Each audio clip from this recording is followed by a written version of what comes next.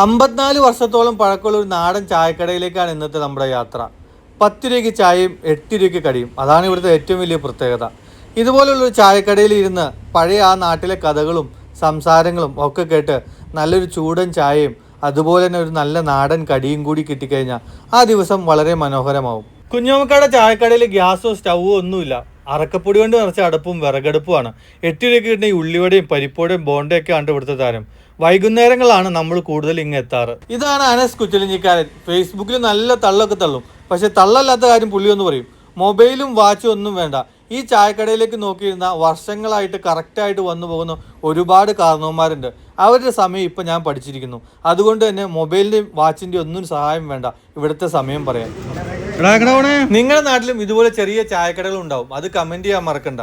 കോതമംഗലം പെരുമ്പാവൂർ റൂട്ടിൽ യാത്ര ചെയ്ത് ചെറുവട്ടൂർക്ക് തിരിയുമ്പോൾ കുച്ചലിഞ്ഞി സൊസൈറ്റി ബാങ്കിൻ്റെ തൊട്ടടുത്താണ്ടോ ഈ ചെറിയ ചായക്കട വരുന്നത്.